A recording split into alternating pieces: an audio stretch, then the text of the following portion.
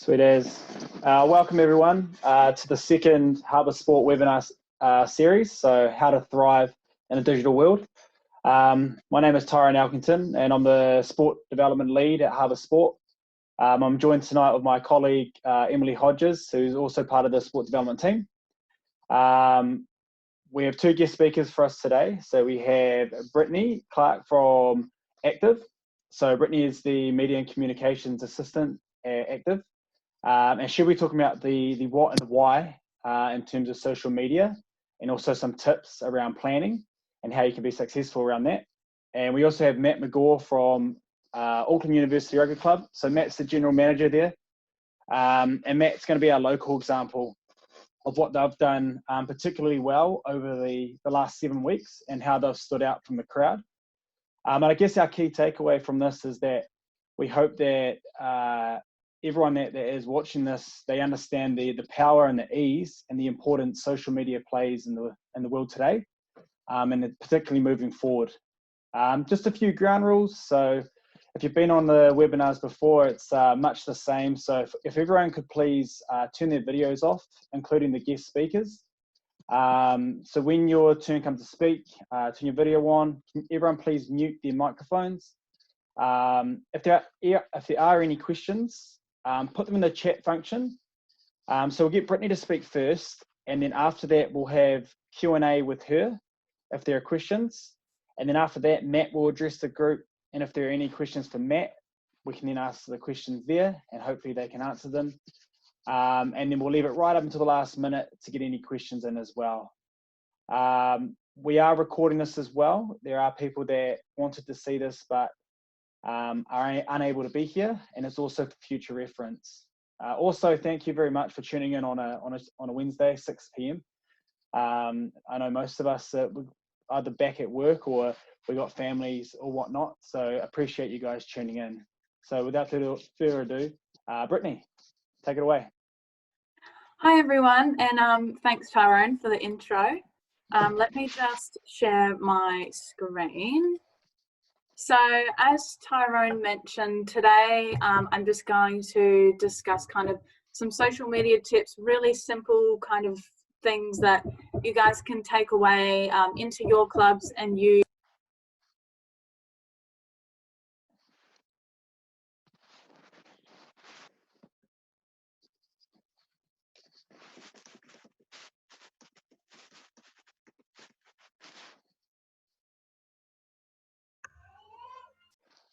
Brittany, I think your sound's gone off. Do you want to try to turn your mute on and off?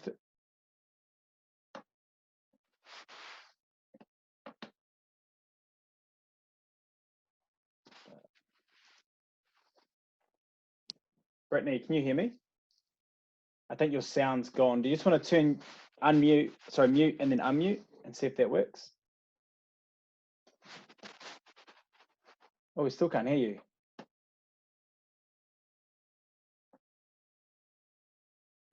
Matt, Can you hear me?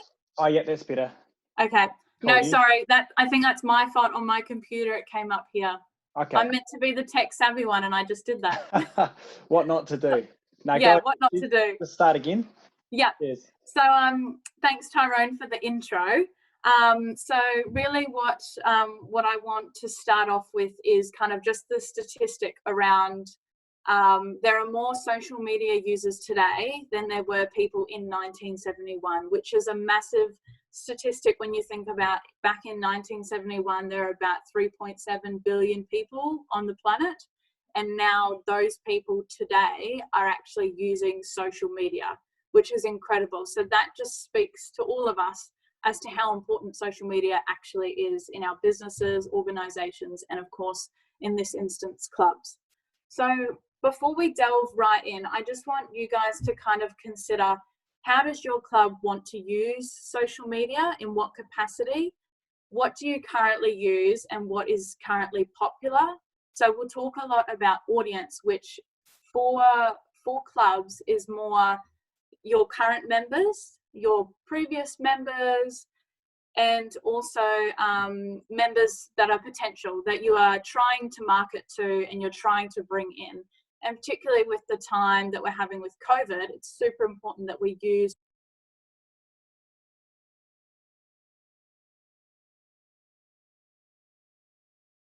I think your sound's gone again, Brittany. Who has the best skills in your club to do social media properly? Because I know a lot of you guys might be volunteers at your club, or some of you might be full-time staff or part-time staff. And also some of you might have varying ranges of expertise. So I just want you guys to consider those 3 questions before we kind of delve into the nitty-gritty today. If at any point my mic drops off, Tyrone, if you can just let me know, that would be great, because I can see it just keeps popping on and off on the light button. So just let me know. Okay, so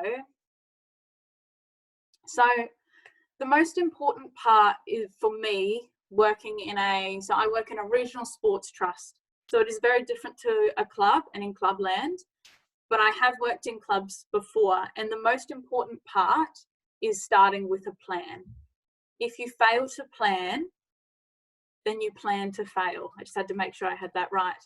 So just start with something simple. So we talk about a content plan. And so content refers to video, photos, all the different ways that you are going, all the different, things and mediums that you're going to post to your social media accounts. So when I talk about content, that's what I mean. I'm usually referring to videos, photos and status updates, news articles and the like. So we're going to talk a little bit about content today in your plan. And then we're going to talk about the timing and why the timing is important, and when is the best time to post in line with your audience, which is super important, particularly nowadays when we have so many people online. We need to reach the right people.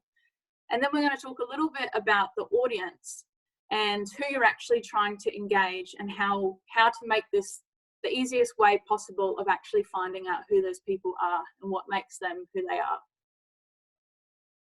So when we talk about, we're going to talk about what to post. So as I've said, we want to keep it simple.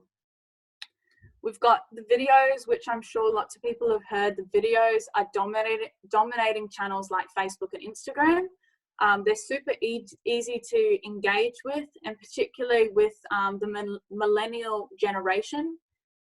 The attention span, and I have to be careful because I'm talking about myself in this, the attention span of the millennial generation has come down quite a lot.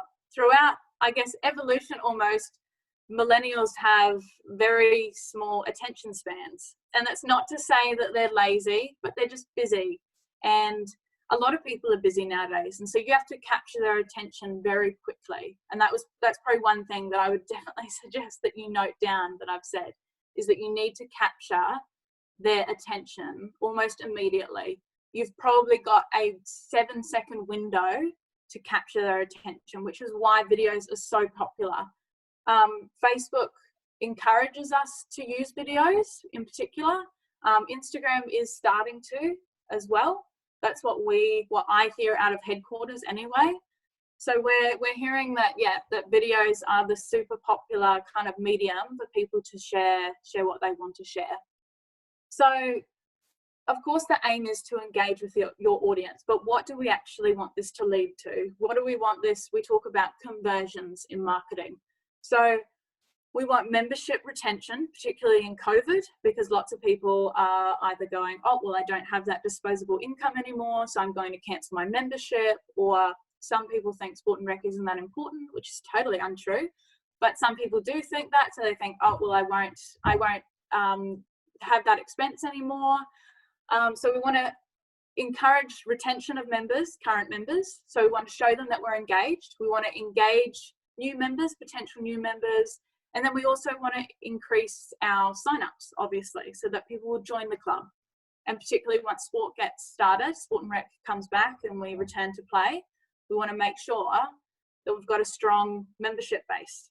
So then we also want this to lead to maybe some sponsorship opportunities, because particularly around COVID, we've got lots of kind of things happening where revenue's not coming in. So social media and the content that you put out is actually a really great way to get some of those sponsorship opportunities, and also to share the spotlight on your current sponsors, which is super important. Then we've also got your reputation management, which is super important for clubs, because for me, if I'm looking at joining a new sport and rec club or a gym or whatever it may be, I want to make sure that this is a good club. And the way that I always do that is go online.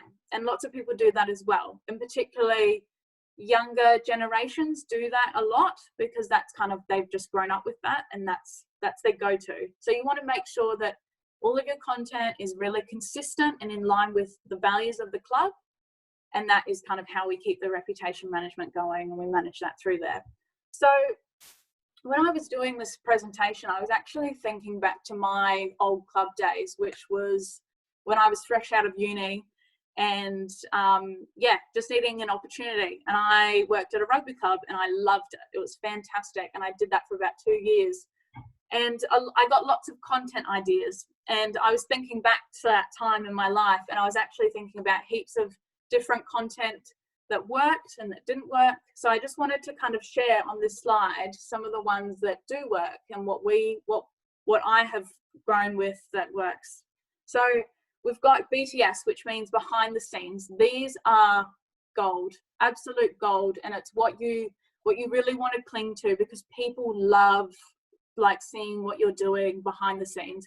If you ever think back to like an example of, say, I always used to see like the All Blacks doing like locker room interviews after games, and I loved it because it was really just amazing to see what they were doing, see how they spoke after a game, how they were feeling.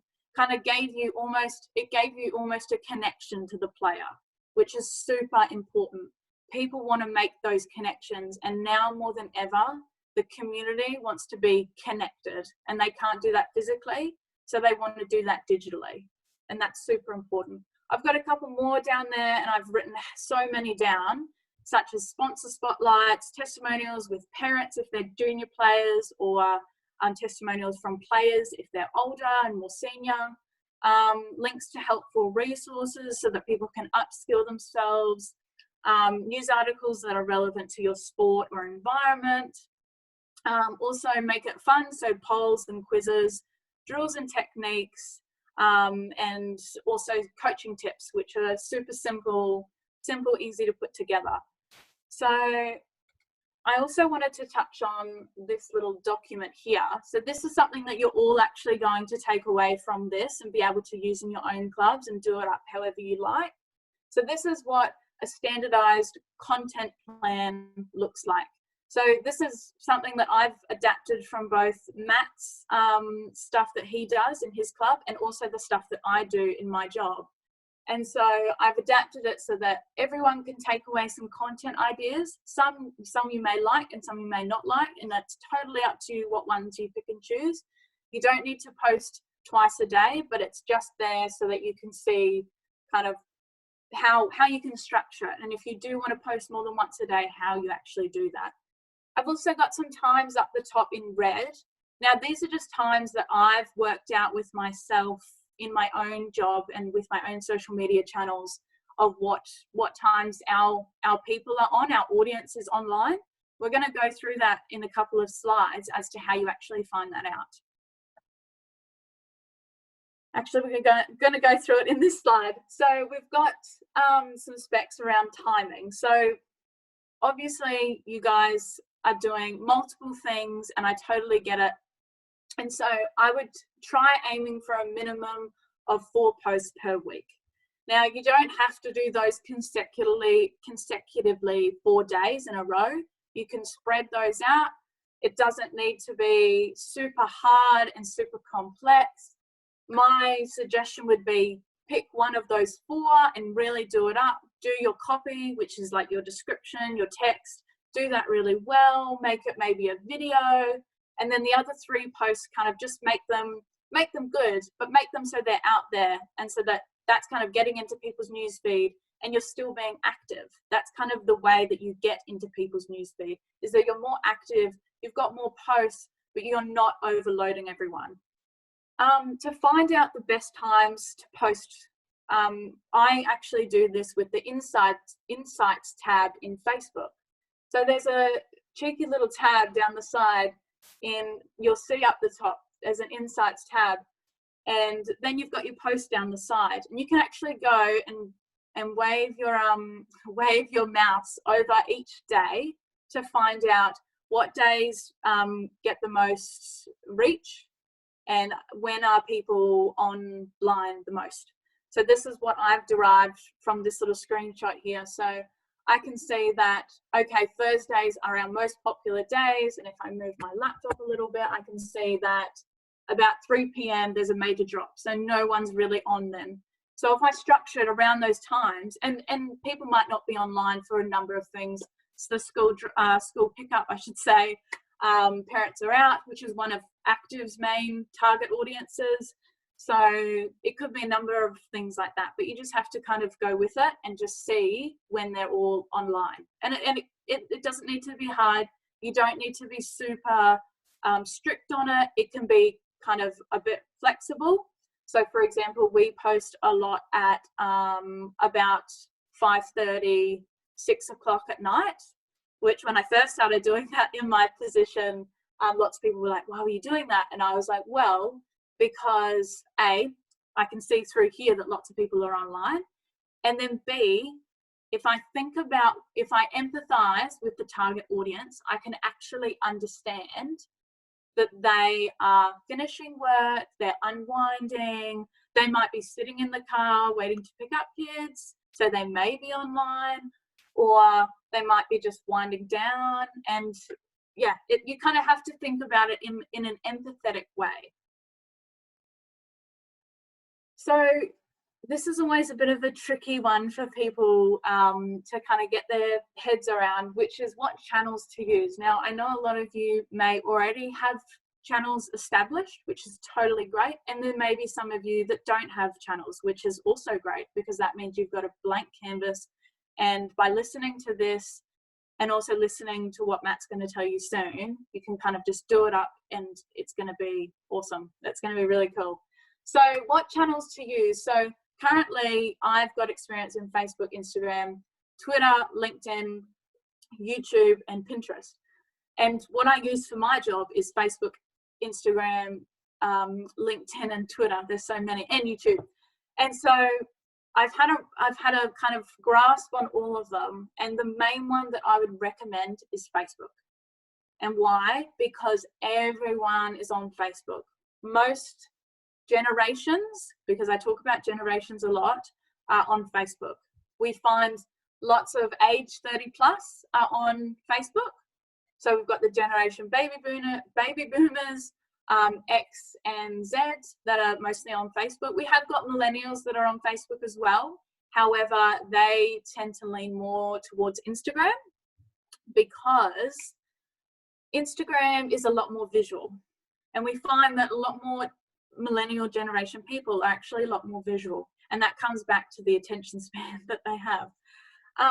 So my recommendation is do one channel and do it really well, rather than doing 3 different ones. So I'd start off with the Facebook. Do your Facebook really well, get your strategy, get your content plan down pat, and then once you're feeling confident, then move in to your other channels that you want to pursue, which from there, for people like clubs, I would definitely say Facebook first, then Instagram, and then review and see where you're at, because Twitter is a little bit tricky, and then LinkedIn is great. LinkedIn is growing so much. I've seen so much growth in LinkedIn over the past probably year. It's incredible, but there's a bit of a knack to it, which is can be a little bit tricky. So I'd play it safe with Instagram and Facebook first.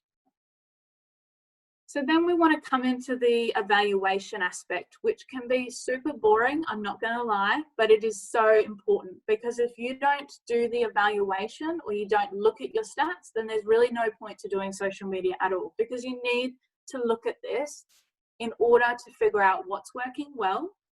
So as you can see here, I've got in the yellow orange, I've got my reach, which is how many people the post has kind of shown up on their newsfeed, and then they haven't engaged with it at all, but they've seen it and that's it. So obviously that's really high, because it gets showed a lot, which is great. But the thing that I love looking at the most is the blue and purple pink, because that's our engagement. So that's our reactions, our likes, our comments, our shares, all of that jazz, which is fantastic. So as you can see on the post on the right, as I look at it, this was a massive post for us, which was the announcement of the Community Resilience Fund, which was really great. And if I look over my laptop, we've got 383 engagements, which are all from a plethora of things, which is such as the reactions, comments, shares, and that's really great. So you want to analyze that and you want to go, okay, what worked well? I posted that at 7:15 in the morning, which was right after the minister announced it, which was great, that's fine. Maybe the copy is a little bit long, which is why it didn't do as great in the engagement. Maybe it's the graphic that I've used. And yeah, so you've got to look at all the different aspects as to why it's performing well or why it's not performing well. And the ones that are performing well, like I find lots of our videos perform well. So then I go back to our team and I say, okay, guys, I want some videos. Have you got any video content for me to use? So that's kind of how I do it. And you can do the same in clubs. You can work with your coaches and even your members and players and athletes to get more content, because I'm sure that they would love to be involved. So then we're going to move on, because I know I need to wrap up soon, to the tools to use, because it wouldn't be a webinar if we didn't give you anything to go away with. So apart from the content plan, which you'll get after this, I've just put down some real easy, simple tools to use that are all free. So we've got the Facebook Creator Studio. Now this is new from Facebook. Originally you could still schedule posts, but you couldn't do it across Instagram as well. Now Facebook has created it and combined it into a creator studio where you can schedule polls, quizzes, videos, the like, all of it. It's really simple to use. They're having a little bit of technical glitches at the moment because it's still kind of in the early stages of it, but it works really well. I use it every single day and it's fantastic. The second one is Canva, which is awesome as well. So Canva is a graphic design platform, and I think Matt will actually touch on a little bit as well. It's got free features, but it's also got some paid features. Now, the paid features, they aren't too expensive, but I know what it's like being a club. You want to try and cut costs as much as possible. And so what I did, because Active is a non-for-profit as well, I actually looked up whether we can get any discount with non-for-profit, being a non-for-profit. And you can actually get all of the paid features free if you have a, I think it's like a non-for-profit number, and you just have to apply. The other one is Google Analytics, which you just integrate with your website. Now you may need some more IT help with this because it can be a little bit tricky, but it is amazing for gathering reports of how many people have gone from your social media back to your website, and there's heaps of stuff that you can get from that, and it's free as well. There's also another one, which this one is quite cool, and I've only just kind of recently found this one, is Make My Persona, which talks about, so basically you plug in kind of what you think your audience is, and it brings it all together, and it brings what we call pain points, which are points that basically they pain the audience. So for example, let me think, I might not go to the gym because it's too expensive. So then another gym might kind of write a post going, is your gym membership too expensive, and do you want something more cheaper? So that's a pain point, and if you identify these pain points that your audience has, you can target those through the messaging that you put with the posts. So those are the tools. There's also another tool that I haven't put on there, which I think Matt might touch on, and the guys at Harbour Sport might actually touch on a bit more because they've used it a lot more than I have. It's called Powtoon, I think, and it's a kind of video creation tool. It's super simple to use, I've heard. I've actually been meaning to try it myself, and it almost creates kind of GIF-like videos, and it seems really simple, but I'm sure the guys can talk to that after. And so that's pretty much it from me. I hope I haven't talked too fast. Active has a social media toolkit that is also super helpful and covers most of the stuff that I've talked about today. You can access it at our website, active.org.nz. And also, if you have any problems, any queries, want any help with your social media planning, the like, feel free to contact me on my mobile or my work email there. I'm always happy to help. So yeah, thank you all for attending, and I'm looking forward to looking at what Matt's got to share. Thanks, team.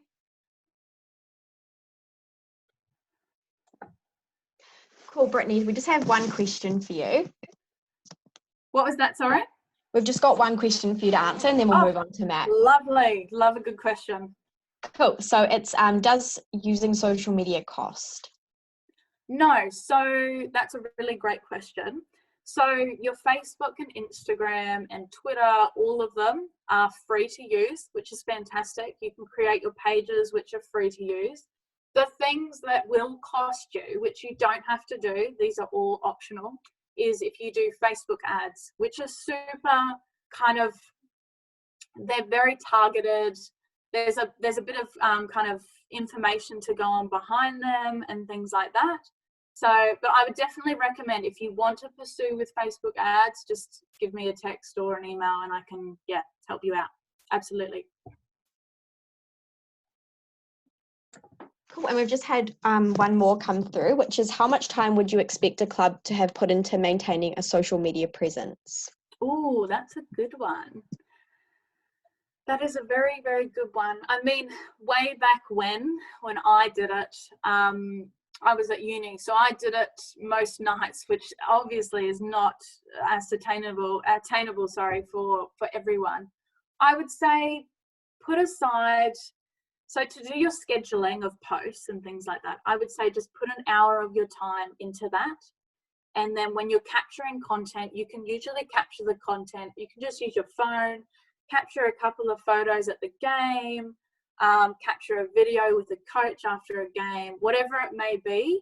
Just always, I guess, always be vigilant and observant as to what content you can capture and use, because everything is gold, especially when you're in a club. Everything you can use, behind the scenes, training sessions, whatever it may be, you can use it. So I would just, recommend that. An hour for your scheduling, and then maybe, kind of sporadic time for capturing some content randomly, I guess. Awesome. Thanks, Brittany.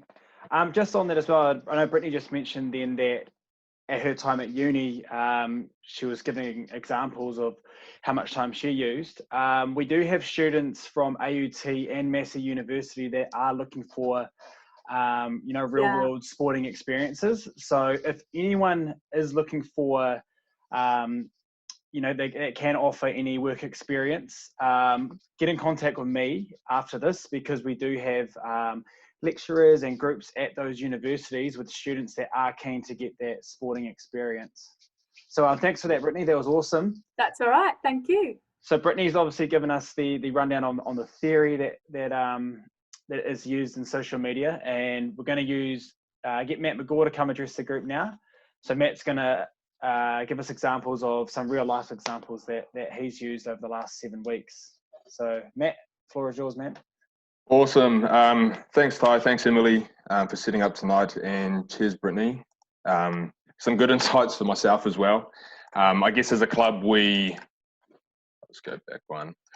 I guess as a club, we try to do stuff that I think that we like and it's easy for us to do, without actually looking a lot at the insights and maybe what content it is we're putting out.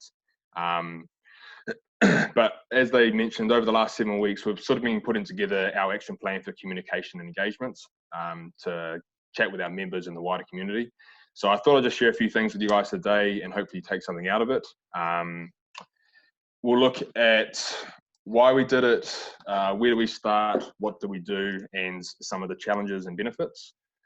It's probably important to note as well that myself and the guys we have working for the club, like many of you, won't be trained in social media. It's something we just picked up, and it's a trial and error. So something we've liked or something we don't like, and then give it a go. So leading on, why do we do it? we wanted to be innovative and inclusive. So we needed to adapt and move everything we had been doing during the week as usual to online. I think we had about 2 days from when they announced the lock-in or the lockdown to get everything organised, figure out what we were going to try and do over this time period. We had great momentum from our pre-season, and we wanted to carry on that and lead into something. We sort of wanted to take something positive out of the situation also, and come out with some new skills at the same time. And it kind of answers the question to our members about what do we do with our time? What do we do in the background? And we'll speak about that again shortly, when it's all the behind the scenes stuff that people do like to see, and the best way to sort of put that out there as well. And I guess in such uncertain times to everyone, we wanted to keep our members connected with each other and sort of share a few ideas on how to do that too. So leading on, where do we start? As Brittany mentioned, you can kind of start anywhere you like for yourselves. You can start somewhere simple with something you're familiar with. We have quite a good Facebook and Instagram going from previous stuff. So that's what we wanted to lead with, and then get general communication out to our members because of it. So for us, we looked at 3 key areas. We looked at club-wide, senior, and junior space. So each with their own different way of trying to deal, I guess, put communication out to them and what we're trying to get towards them. And from that, we broke it down into either organic information or planned information. So this is sort of the breakdown of, I guess, what Brittany was alluding to as well, in terms of when to schedule for what days and things like that. So I think the question that you asked before around how much time does the club have to put into it, we built this in maybe a day just by coming up with different ideas, what we thought that different members would like, different stuff that we wanted to focus on. And then at the start of each week, we would create the content behind this. So this is a version of plans for club-wide. We had, as you see there, Tuesday and Friday, we had chats from the couch, and this is stuff I'll talk about shortly. And then just during the week, for everybody, we had a varsity quiz and a 15 of the decade, which we'll look at too. And just touching on the organic information, it's information that allows your members to see what you do day by day. So in season, you might have, excuse me, brand new rugby balls turn up, or you might have a new fresh cut of grass, whatever it might be. That stuff you can put on social media. If you see someone else share something that you like, or you think your members will like, then it's easy, real easy to share. It's unplanned, it's organic, and it sort of just flows on, helps your social media keep moving from day to day going forward. From that, we then broke it down to 6 different parts. So I'm just moving this so I can see it as well. So area, club-wide, the action that we were doing was our chats from the couch, who was responsible, the messaging, the channels we were going to use. So we're going to use Instagram and Facebook to promote the chats from the couch. We'd use Zoom like this as a forum to speak on, and then we'd use Facebook Live for our members. So then they didn't have to log into anything. If they happened to click on Facebook, it would be there. I think you also get a notification when a club or when a page you follow goes live. And then frequency, twice a week at 12 p.m.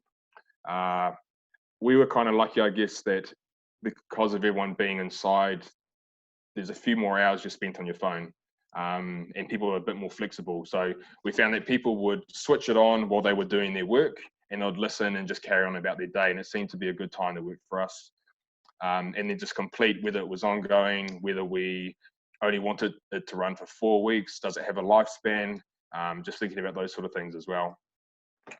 So from there is, I guess, what we did, some of our engagement. So this is our starting of our club engagement. It was all about clear communication out to our members, and we thought that the best way to get in touch with our members is to talk to other members. They like to hear what each other does and how each other are involved. So on the left-hand side there is a post that we create to promote what we're doing. That's got Tom Robinson and Marcel Renata, both Super Rugby players who play for the club.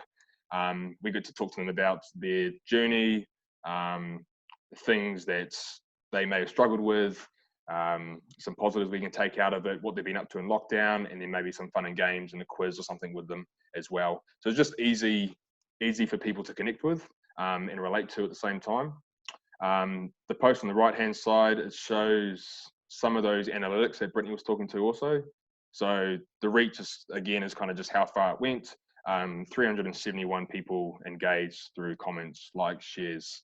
And we're speaking with 2 guys who were currently playing in Bristol for the Bears. So we were trying to move it around the globe almost. We chatted to a guy from Ireland, and we chatted to new players coming into the club from high school, old players. Yeah, and we sort of just had a bit of fun with it. That was sort of our fun for the week. Moving on, a varsity quiz. So the quiz for us is more about members learning a bit more about the club, and then to engage and challenge them. Being a sports club, everyone's pretty competitive anyway, so we put a couple of prizes up for grabs, and then we had various questions with a multi-choice there on the left-hand side, or a couple of ones that you type into. We managed to link up with Spates also for a question, so we got to share their social media with our social media, and Instagram and Facebook actually link up really well. So if you share something on one, it'll share automatically to the other, or if you let it, it'll share to the other one. So we had stories going on both, posts going on both. This is something that would have a lifespan. We ran this for the first 3 weeks of lockdown, and had 2 questions a day just to try and keep things moving, and it sort of kept our social media going. From there, we moved to the varsity 15 of the decade. So the left-hand side is our engagement part again. So we want it to be the people's choice of the 15 of the decade. It's all about trying to engage as many members as possible, making them feel like they're a part of it, they have a say. We found that it provoked or promoted conversation. That player's better than that player. Oh, have you thought about them? So people were talking about it. We put up 4 players each day in a different position, and then they would then do a semi-final, final type thing over the days, and that sort of played us out for 3 weeks or so. The post on the right-hand side, the far one is how we used it on the story to show which player had won, and then the middle post is what we use for our Instagram and Facebook. It also gives us an opportunity down the bottom there to plug sponsors, tag sponsors, talk about them, share them. So we're sort of doing that engagement part of our communication with sponsors at the same time, and it's really easy to sort of tick off with it. But I think the important part about that was that it's all the player and members engagement. And then general communication. So this isn't on the social plan, because again, this is more the organic kind of stuff. In season, a newsletter would be on our plan. It's something we try to put out every single week, but without actually doing much around the club or having people playing rugby on a Saturday, we can't really fill up a newsletter. So this went to every 3 or 4 weeks, and it was about updating information. It's something that if you're not doing already, I would say it's probably our best tool. It promotes all our sponsors at the same time. It reaches every single audience, and allows us to give out a lot of information in a condensed sort of style. I think as Brittany was saying as well, Instagram and Facebook and millennials, short attention span, they want to see something for 10, 15 seconds and then move on. So if they actually have the time and they want to know what's going on, newsletter is a perfect tool. And then again, organic information, we were receiving information on the right from Auckland Rugby around updates, and then we're reaching out further than Auckland Rugby to other communities and seeing what they're doing. So on the left-hand side is a story we shared from Bay of Plenty, from Mike Rogers, just constantly looking around what our members would like to see or what can benefit them, and yeah, make it as easy as possible for them to access. And so the idea being that hopefully they come to us for information. If we're clear and relevant and our website is up to date, and they can start to rely on it. And I think a big thing as well was the routine for everybody. Everyone trying to find some routine and normality. And I guess that leads us into our training. So this is the senior portion of what we're trying to do at the same time. As I mentioned, we had come off a really good pre-season. We were having 80 to 100 guys down at training. And at the time of the announcement, we were 2 weeks out from our first game. So we put in a lot of effort, and we were trying to get something back out of that at the same time. We went straight to Zoom workouts, probably like a lot of other people. in that planned content, we did it twice a week for about 30 or 40 minutes. But it wasn't just about the workout itself. It was more that guys got to connect and talk, and that's everything about a club environment. You want to be involved because of the community aspect and the social aspect. So being able to continue that for our members was really important for us. We then we did workouts ongoing, and then we started to add in a few more things. We thought, how else can we get people moving? Tika Maui, or the North Islands, we decided to walk or run the North Islands as a group via social. So each day we would put up how far we got, and people would track it on various apps around the Ks that they did, and we'll see how long it took us to get there. I think currently at the moment the club's at about 1,060, and we had about 40 Ks left to do today as a group. So we had really good buy-in for it. It was a really good way that people wanted to get out and go for a run because they wanted to share that they had done it. We had guys run a couple of half marathons who've never run them before, just because they were trying to promote other people to run. And it sort of just toppled onto like compound interest on top of itself. We then tied it into the Movember Foundation. We wanted to do something to support a good cause, and it's something we've looked at a little bit as well. So the Movember Foundation, for those who don't know, is about raising awareness for men's health. And what better time to do so than a time with us sort of spending all our time inside, and maybe people don't have the option to have a chat or socialise as much as they would. And then we decided that we would do we called it the Varsity Happy Hour on a Friday. You could have a water or a beer or whatever you wanted to do.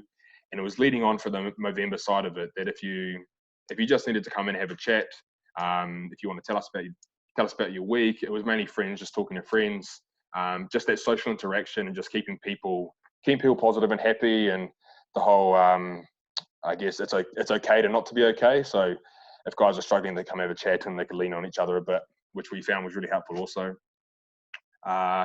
In the junior space, we had just come off our junior pre-season, and we wanted to focus on skills and drills that were easy for the juniors to do at home and practice by themselves, or we use the term with a bubble buddy to try and relate to the kids a bit more.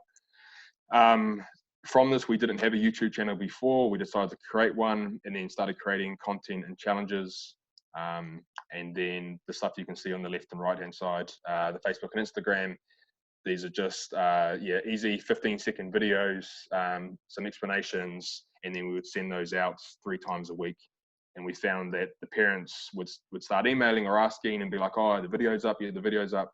It was an easy tool for them as well, that they could say to their kids, "Oh, your varsity brings this out at 4:30. So again, people trying to build routine for their week, and we sort of fell into their routine. So they relied on chats from the couch, drills with Desi, the Zoom workouts. It sort of helped them structure their week, and it helped us structure ours as well. And lastly, for junior, just some competitions again. So we did how many press-ups can you do in 60 seconds? We got people to video in themselves doing it.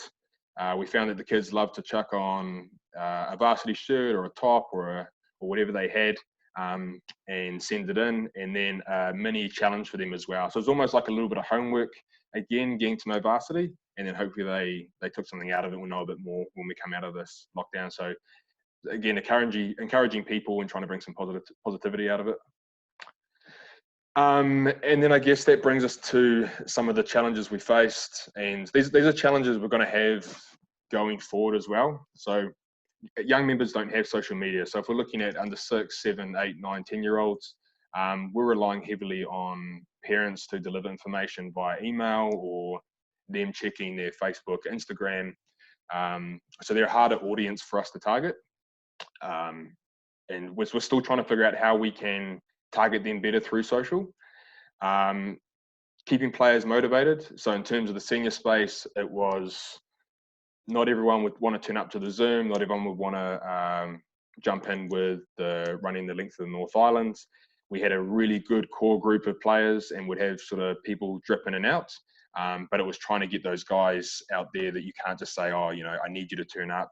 I don't know what you're doing." It's easy for them to say that they're doing something without us seeing. And then creating new content. So although we had that plan, we still had to come up with 3 skills of the week for the juniors to focus on, what players we were going to speak to, what content we were going to put out for those talks as well, to make it relevant to our members. So that was a bit of a challenge going forward, and something that we had to keep working at. And then some of the benefits I touched on there: mental health.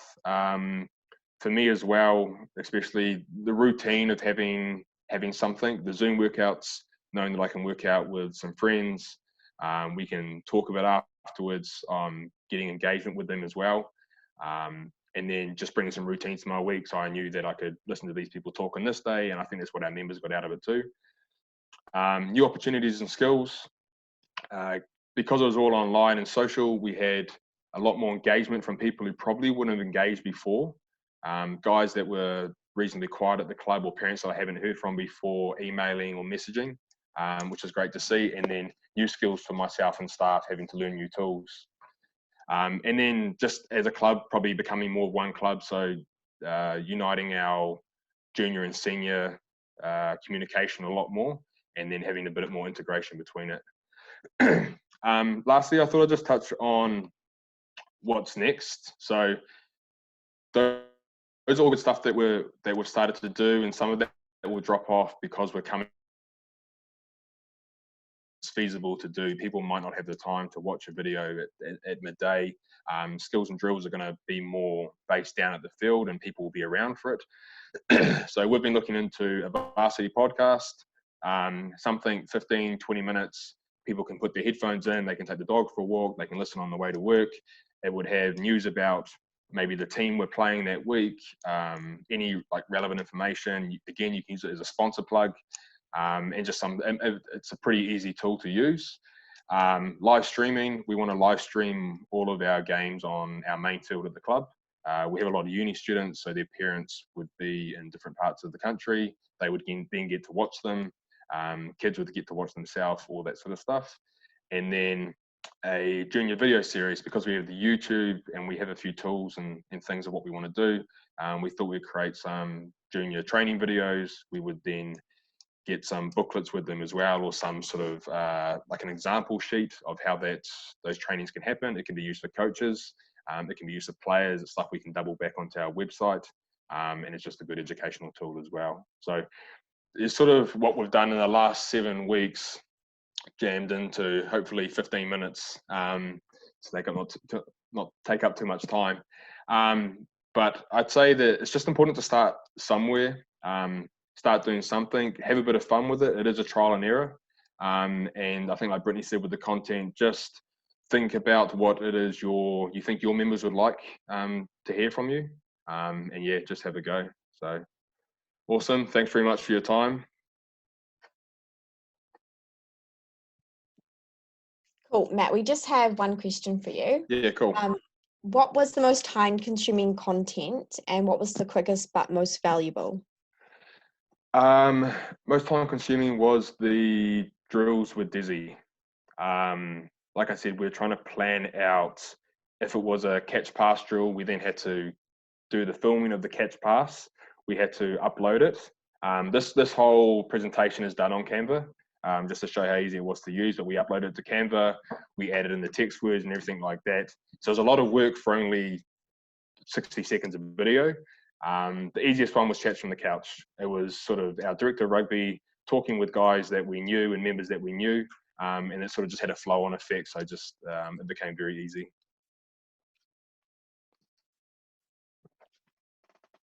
Cool. Cheers, Matt. Oh, hang on. We have another question. Everything looks really professional. Was that Canva? Yeah. So everything, if I just pop out of here, everything was done on Canva. It allows you to move images as much as you want. We were doing everything on PowerPoint before, but I would say this has changed our entire social media. All the images, all of these texts and everything were done on Canva too. Cool. Thanks, Matt. No problem. So that'll do us for today. Just before I thank Matt and Brittany, I just want to thank the group for tuning in today. We had a few technical difficulties with the link. but thank you for everyone for tuning in. To Matt and Brittany, that was awesome. I know me and Emily learned a lot from that. So thank you guys for your time. In terms of, so Matt was talking about Canva. We at Harbour Sport, we did some team development and we have a tutorial video on that. So if you would like to receive that, maybe mention it in the chat. Also, if there's work placement opportunities for university students, let us know as well. We'll follow this up by sending out the content plan that Brittany was talking about. We'll send out both presentations. There'll be a survey link as well, so if you guys could fill that out, that'd be awesome. But other than that, thank you guys very much for your time. Thank you, Brittany. Thank you, Matt. And thank you, Emily, for helping as well. Awesome. Thank you, guys. Awesome. Thanks, guys. Cheers, Ty. Cheers, Emily.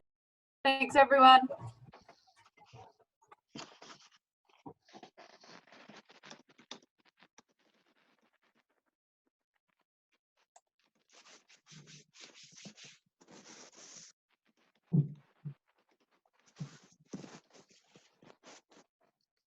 Sweet.